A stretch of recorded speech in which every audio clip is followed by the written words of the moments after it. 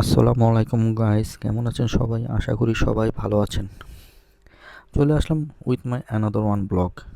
তো বন্ধুরা, আজকের ভিডিওটি হলো একটু অন্যরকম, তাই আপনাদের সাথে শেয়ার করলাম ভিডিওটা।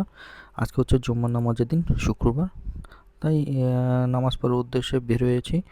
তাই চিন্তা করলাম যে একটা ভিডিও করে ফেলি আর আমার বন্ধুদের সাথে সবার সাথে শেয়ার করি।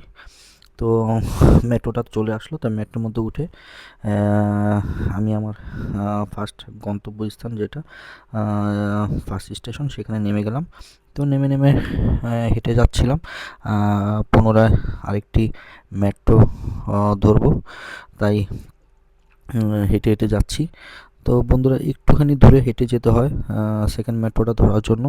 আসলে এখানে কয়েকটি মেট্রো, তাই একটু হেঁটে গিয়ে মেট্রোটা ধরতে হয়। এখানকার নিয়মে হচ্ছে এরকম। আমি নর্মালি প্যারিসে থাকি, তো এটা প্যারিসের কিছু অংশ বিশেষ আপনাদের সাথে শেয়ার করতেছি মেট্রো স্টেশনে। আর মেট্রো স্টেশন দিয়েই যেতে হয় আমার মসজিদে।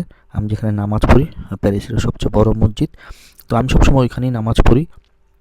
তো বন্ধুরা, যাই হোক, কী বলবো, ভিডিওটা করার সময় কিছুটা উলটপালট হয়ে যায়।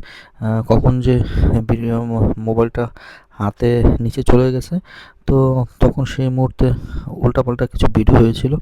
আমি আসলে সেগুলি না কেটে এভাবেই চলতেছিল আমার ভিডিওটা। আমি আসলে পোজ করিনি ভিডিওটা, তো এভাবে চলছিল। তো এনিওয়ে, দেখতে পাচ্ছেন উলটপালট কিছু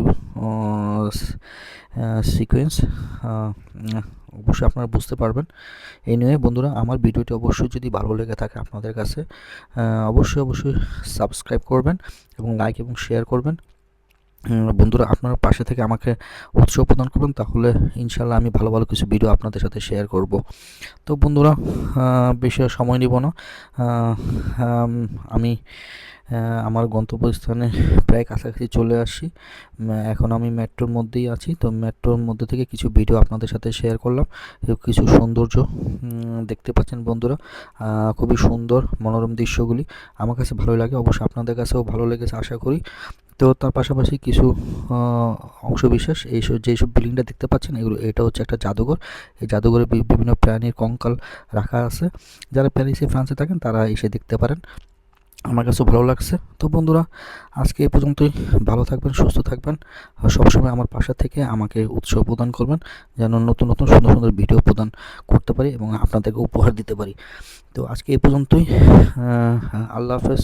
আসসালামু আলাইকুম ওয়া রাহমাতুল্লাহি ওয়া বারাকাতুহু।